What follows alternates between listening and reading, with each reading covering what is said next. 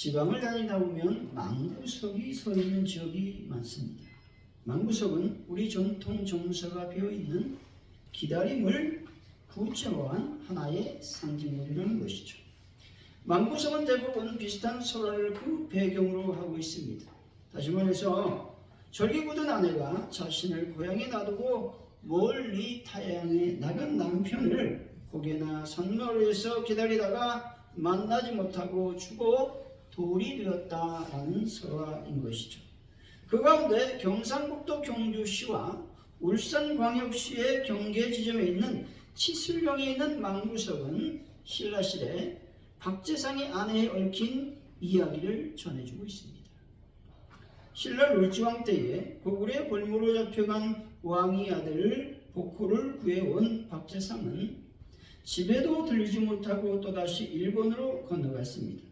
그리고 그곳에서 복호의 동생 마사은을 구해 신라로 보낸 뒤에 붙잡히게 됩니다.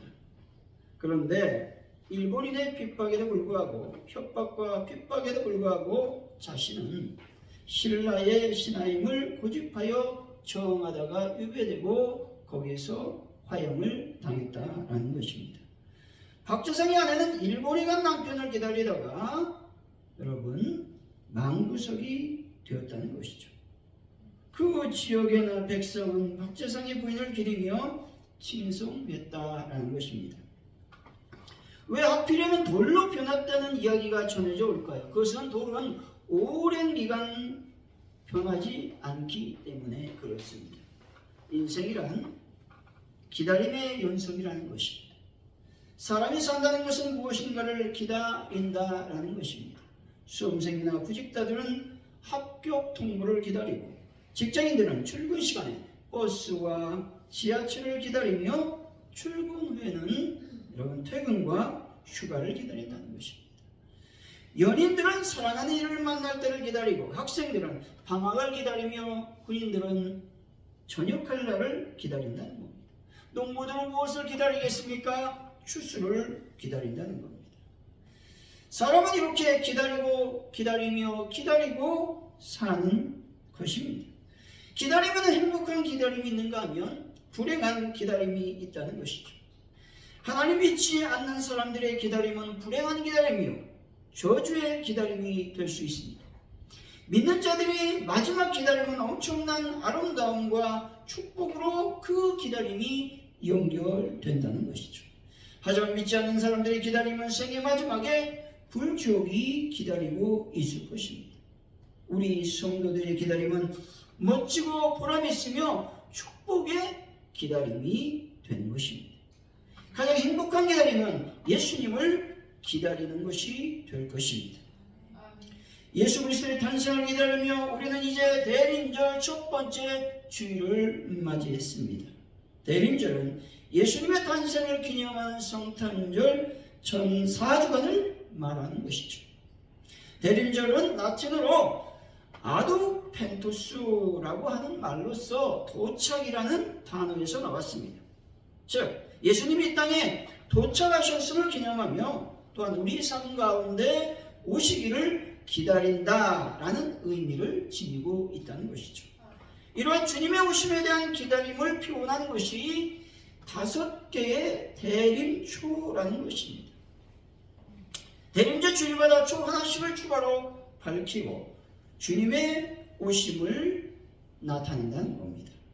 이 대림절에 상징되는 4개의 초는 매 초마다 의미가 있습니다. 첫 번째 주간의 켜는 그 초는 소망의 초입니다. 두 번째 초는 평화의 초이고 세 번째 초는 기쁨의 초이며 네 번째는 사랑의 초라는 겁니다. 그래서 오늘 우리는 소망의 초를 밝혔습니다. 그리고 예수님만이 우리의 소망임을 믿는 믿음을 고백하며 예배를 드리고 있는 것입니다. 사랑하는 성도 여러분, 예수님을 간절히 찾고 찾아서 성탄절에 예수님을 꼭 만나는 분들이 다 되시기를 예수 이름으로 간절히 축원드립니다. 오늘의 말씀은 하나님의 전적 은혜를 구원받은 선민에게 하나님의 영광이 임함으로 말미암아 선민이 영광스럽게 회복될 것이라는 예언을 보도하고 있습니다. 성령 강림을 통한 기름 부음에 의한 메시아의 소명과 그의 소명이 가난한 자에게 아름다운 소식을 전하는 데 있음을 여러분 예언하고 있는 것이죠. 그리고 소명받은 메시아가 행할 구원사역에 대해서 예언하고 있는 것이죠. 메시아가 행할 구원사역은 마음이 상한 자를 고치시고 포로된 자에게 자유를, 또한 갇힌 자에게 노임을 선포하는 것입니다. 그리고 여호와의 은혜와 보복의 날을 선포하여 슬픔과 근심에 빠진 자에게 위로와 기쁨을 주는 것입니다. 오늘 말씀을 통해서 망부석이라는 제목으로 왜 우리가 예수님을 망부석처럼 기다려야 되는지 하나님의 은혜를 나누도록 하겠습니다. 첫째, 예수님은 마음이 상한 자를 고쳐주시는 분이기 때문에 우리는 기다리고 기다려야 된다는 겁니다. 1절 2절 한번 읽어봅니다. 시작. 주 여호와 영이 내게 내리셨으니 이는 여호와께서 내게 기름을 부으사 가난한 자에게 아름다운 소식을 전하게 하려 하심이라. 나를 보내사 마음이 상한 자를 고치며 포로된 자에게 자유를, 갇힌 자에게 노임을 선포하며. 아멘. 예수님은 마음이 상한 자를 고쳐주신다고 말씀하고 있습니다.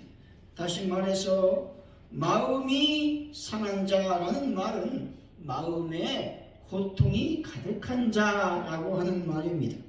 마음이 상했다라는 것은 마음이 깨졌다라는 말씀이죠. 마음이 산산조각이 난 것을 의미합니다. 마치 큰 망치로 바위를 내리쳤을 때 바위가 산산조각 부서지듯이 마음이 부서지고 깨진 상태를 마음이 상했다라고 말합니다. 마음이 상하면 쪼개지는 아픔과 고통이 수반이 된다는 겁니다.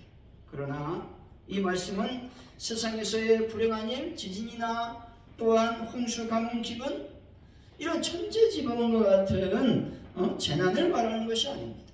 건강상의 문제, 이것들 때문에 근심하거나 절망에 빠지는 것을 의미하지 않는다는 것이죠. 그럼 과연 마음이 상했다, 이 마음의 고통이 있다, 이 말은 어떤 말이냐? 자신의 영혼이 사망으로 몰아가는 죄로 인한 어떤 심적 고통을 말하는 것입니다. 그리스도는 죄의 문제를 해결하여 죄로 인해 심적 고통을 당하는 자들에게 자유하기 위해서 오신 분이신 것입니다. 이사야서 1장 5, 6절의 말씀이죠. 너희가 어찌하여 매를 떨맞으려고 벽을 거듭하느냐. 온 머리는 병들었고 온 마음은 피곤하였으며 발바닥에서 머리까지 성한 것이 없이 상한 것과 터진 것과 새로 맞은 흔적뿐이거늘 그것을 짜며 싸매며 기름으로 부드럽게 함을 받지 못하였도다 말씀합니다. 온 머리는 병들었다는 것이죠. 온 마음은 피곤했습니다. 머리부터 발끝까지 성한 것이 없다고 말씀합니다. 왜 이렇게 되었을까요? 이스라엘이 죄악 때문입니다. 하나님께서 이스라엘 백성들을 회개시키기 위해서 가능한 모든 조치를 취했습니다. 그러나 새로운 조치를 이스라엘 백성들은 듣지 않았다는 것이죠. 어찌 보면 하나님께서 말씀하고 경고하심에도 불구하고 그들의 상태는 더욱 악화됐습니다. 다시 말해서 죄를 회개하지 않았다는 말이죠. 그래서 이스라엘은 피역을 거듭했다고 말씀하고 있는 겁니다. 다시 이스라엘 백성들의 죄악은 극한점에 이르게 되었고 주의 징계로 말미암아 더 이상 돌이킬 수 없을 지경에 이르게 되었습니다. 여러분, 성적이 좋지 않아 걱정하는 사람들이 있죠. 시험이 낙방에서 낙심한 학생들도 있습니다. 질병으로 고통당하거나 죽음을 눈앞에 두고 몸부림치는 환자, 또 가족이나 친구의 죽음으로 고통과 허물을 느끼는 사람들이 있다는 것이죠. 죄의식에 빠져서 고민하는 사람, 열등감에 빠진 사람, 억울하고 원통한 일을 당하는 사람들이 많습니다. 실현당한 사람, 배신을 당한 사람도 있다는 것이죠. 인간의 고민은 천태만상이며 백인백상이라는 것입니다. 각자 나름대로의 고민과 고통이 있고 상처를 받을 수밖에 없다는 것이죠. 어느 누가 나는 전혀 상처를 받지 않고 삽니다 라고 말할 수 있겠습니까? 크고 작건 간에 우리는 마음에 짐 한 가지씩을 지니고 살아간다라는 것입니다. 시편 34편 18절이죠. 여호와의 마음이 상한 자를 가까이 하시고 충심으로 통회한 자를 구원하시는도다 말씀합니다. 심령이 상해서 도저히 혼자서는 감당할 수 없는 외톨이가 되었을 때 나와 함께 하시고 나와 가까이 계신 분이 계시다라는 겁니다. 그분이 바로 예수 그리스도이심을 믿으시기 바랍니다. 마태복음 10장 20절이죠. 상한 갓대를 꺾지 아니하며 꺼져가는 심지를 끄지 아니하기를 심판하여 이길 때까지 하느니라 말씀합니다. 이 말씀은 상한 갈대 꺼져가는 심지 같은 우리 연약한 인생도 하나님은 꺾어 버리지 않는다 말씀합니다. 하나님 우리를 위로하시고 보호하시는 은혜를 베풀어 주신다고 말씀합니다. 하나님은 우리와 가까이 계시기를 원하시는 분임을 믿으시기 바랍니다. 영국의 시니어 소설가인 오스카 와일드는 이렇게 말했습니다. 상한 마음을 통하지 않고 어떻게 주 예수가 우리 마음속에 들어올 수 있다는 말인가 라고 말했다는 것이죠. 사실 교회에 나오는 많은 대부분의 사람들, 올바른 신앙과 믿음을 가진 대부분의 사람들은 과거에 상처가 있습니다. 어려움을 당했고 절망을 경험한 사람들이 많다는 것이죠. 어떤 사람은 가족 중 한 사람에게 상처를 받아서 교회에 나와 하나님을 만나고 믿음을 갖게 된 사람들도 있다는 것입니다. 시편 62편 8절이죠. 백성들아 시시로 그를 의지하고 그의 앞에 마음을 토하라 말씀합니다. 하나님을 의지하시기 바랍니다. 마음속에 담고 있는 모든 것들을 있는 그대로 하나님께 고백하는 분들이 되시기 바랍니다. 그러면 반드시 하나님께서는 나의 마음의 상처를 치유해 주실 것입니다. 사랑하는 성도 여러분, 대림절 첫 번째 주일에 나의 상한 심령을 치유하시는 예수님을 간절히 찾고 찾아서 예수님을 만나시기를 간절히 예수 이름으로 축원드립니다. 왜 우리가 예수님을 기다려야만 되겠습니까? 둘째로 하나님의 은혜를 받기 위해서 그렇다는 것이죠. 2절입니다. 한번 읽어봅니다. 시작. 여호와의 은혜와 우리 하나님의 보복의 은혜를 선포하여 모든 슬픈 자를 위로하되 아멘. 여호와의 은혜라고 하는 말씀은 여호와의 기뻐하시는 해라는 말씀입니다. 이것은 나팔을 울리고 온 이스라엘 땅에 자유가 선포되는 희년의 때를 연상시키는 표현이라는 겁니다. 희년은 어떤 해를 말합니까? 빚을 탕감해 주는 해, 노예를 해방시켜 주는 해, 가난 때문에 어쩔 수 없이 자신의 가문의 기업을 판 자들에게 그것들을 되돌려 주는 그 해를 말하는 것입니다. 이것은 매년 7년마다 우리는 어떤 해를 지납니까? 안식년이라고 하는 해를 지나죠. 그리고 이 안식년 7번이 지난 다음에 50번째 되는 해를 가리켜서 우리는 희년이라 말합니다. 그런데 그 그리스도는 그 은혜해를 선포하는 분이라고 말씀하고 있죠. 예수님께서 희년을 선포하시고 그 이후 자유와 해방 역사, 회복의 역사를 이루시겠다고 말씀하고 있습니다. 이 희년의 핵심이 무엇입니까? 예수님은 희년을 은혜의 해라고 말씀하죠. 여기서 은혜라고 하는 말은 받으실 만하다라는 의미를 지니고 있다는 것입니다. 희년의 핵심은 하나님께서 받으실 수 없는 만물의 상태가 다 제자리로 돌아간다, 되돌아간다 라는 것입니다. 그래서 하나님께서 다시 받으실 만한 모습으로 회복되는 것을 말한다는 겁니다. 가난하고 포로되고 눈이 멀고 눌린 상태는 인간의 본래 모습이 아닌 것이죠. 이 상태는 하나님이 기쁘시게 받을 수 없는 상태라는 것입니다. 이 상태 속에 우리가 들어가면 우리 마음속에서 늘 이렇게 마음을 먹는다는 것이죠. 제자리를 벗어났구나. 내가 탈신했구나, 망가졌다 라는 의식이 내 마음에 짓누름이 있다는 것이죠. 누구나 본래 행복하고 또 자유와 조화로운 또 아름다운 낙원에 대한 희미한 기억이 있다는 것이죠. 내가 그곳으로 가려고 하는 강력한 의지를 지니고 있다라고 하는 겁니다. 그래서 C.S. 루이스는 이렇게 말합니다. 순전한 기독교라는 책에서 결코 이 세상에 만족하는 사람은 아무도 없을 수밖에 없다라고 말했습니다. 시인과 촌장이라는 가수가 부른 노래 중에 풍경이라는 노래가 있는데 이 노래는 아주 간단한 가사가 반복적으로 나온다는 것이죠. 그 가사는 이렇습니다. 세상 풍경 중에서 제일 아름다운 풍경, 모든 것들이 제자리로 돌아가는 풍경이라는 가사 노래입니다. 누구에게나 처음 받은 그 제자리, 그 아름다운 곳으로 돌아가고자 하는 갈망이 있다라는 것입니다. 어떤 부부의 이야기입니다. 성격과 관심사가 너무나 잘 맞아서 서로 사귀었습니다. 사귀다 3개월째 셋째 달이 됐는데 남편이 될 사람이 마약 중독자라는 겁니다. 기가 막히잖아요. 요즘 같으면 헤어지는 거죠. 옛날 얘기니까 이 아내가 설득하고 재활하고 4년 동안 사귀었어요. 그래서 4년 만에 치료가 되지 않았지만 결혼했습니다. 그리고 결혼한 후에 10년 동안 재활을 반복합니다. 마약이 안 끊어지는 거예요. 아내가 어떻습니까? 우울증까지 걸렸어요. 그래서 죽고 싶은 생각이 드는 것입니다.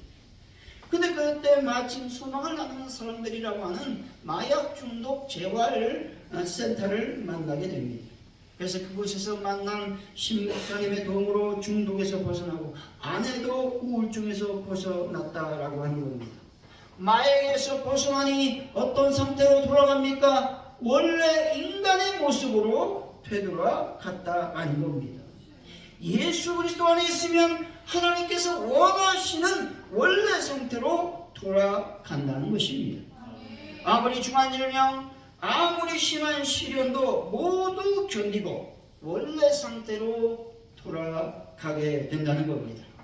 욥기서 40장 10절의 말씀이죠. 욥이 그의 친구들 위하여 기도할 때에 여호와께서 욥의 공경을 돌이키시고 여호와께서 욥에게 이전 모든 소유보다 갑절이나 주시니라 말씀합니다.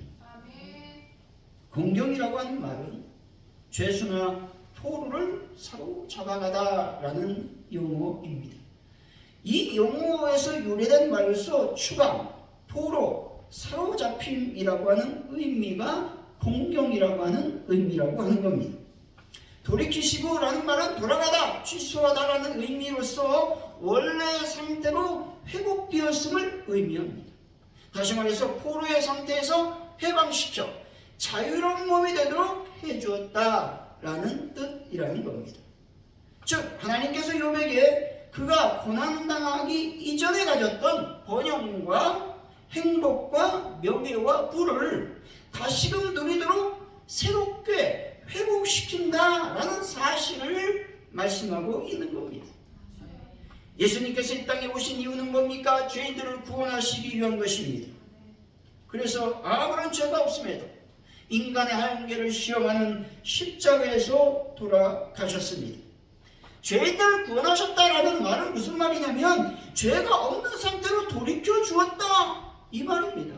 이것이 바로 주의 은혜의 해가 된다라고 성경은 말씀하고 있는 것입니다.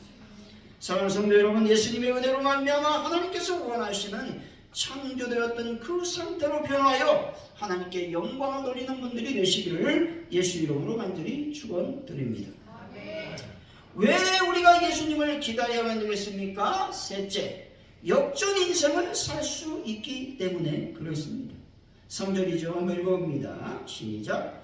부르심에서 슬퍼하는 자에게 화관을 주어 그 죄를 대신하며 기쁨의 기름으로 그 슬픔을 대신하며 찬송의 옷으로 그 근심을 대신하시고 그들이 의의 나무 곧 여호와께서 심으신 그 영광을 나타낼지라 일컬음을 받게 하려 하심이라. 아멘. 여기서 화관과 죄, 기쁨의 기름과 슬픔, 찬송의 옷과 근심이 대조를 이루고 있다는 것이죠. 기쁨의 기름, 화관, 또 찬송의 옷을 예수님께서 오실 때 우리들에게 주신다고 말씀하고 있는 것이죠. 슬픔에 잠겨있고 죄를 뒤집어 쓸 정도의 극한 고통이 찾아오며 근심을 여러분 사는 사람들에게 예수님은 그 상황을 역전시켜 주신다고 말씀합니다. 다시 말해 그리스도께서는 하나님의 백성을 특별히 공고한 자, 슬픈 삶을 사는 자들에게 윤택하고 기쁨의 삶을 허락하신다 말씀합니다. 고통과 절망 가운데 처한 하나님의 백성들로 하여금 행복과 희망 가운데 거할 수 있도록 예수님께서 오셨음을 믿으시기 바랍니다. 1월에 가면 이런 왕궁이 있습니다. 거기 가면 현관에 장식한 거울 모자이크가 아름답게 있습니다. 이 거울 모자이크는 아름다운 예술품이라고 하는 것이죠. 천장 기둥이 작은 거울로 모자이크가 되어 있고 그 모자이크를 조명장치에 비추면 무지갯빛이 나는 아름다운 자태가 드러난다는 겁니다. 이 작품은 아주 세계적인 미술 작품인데 이런 왕궁의 현관을 장식할 때 거울로 장식하도록 결정하고 유럽에서 멋있는 거울을 주문해 왔습니다. 근데 그 주문하는 운송하는 과정 중에서 거울이 깨져버렸어요. 많은 사람들이 근심했죠. 염려했죠. 왜? 끼워져 버린 거울 때문에. 왜 왕궁을 장식해야 되는데 그럴 수 없었기 때문에 그렇다는 것이죠. 그런데 한 예술가가 찾아왔습니다. 예술가 이렇게 말합니다. 끼워진 거울을 제게 맡겨주십시오. 아름다운 예술품을 만들어 놓겠습니다. 말했다는 것이죠.